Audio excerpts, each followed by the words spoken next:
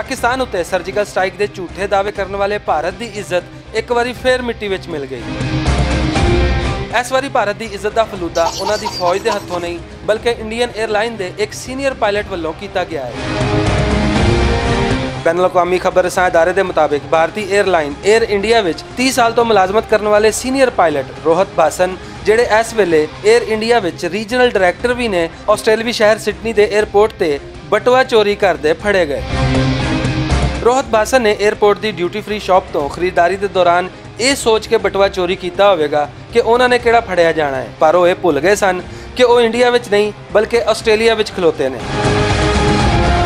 रोहित बासन रंगे हथों फड़े गए तो फिर इंडियन एयरलाइन की इंतजामिया ने भी मुलजम नूं मुअत्तल करके इंक्वायरी का हुक्म दे दिता है।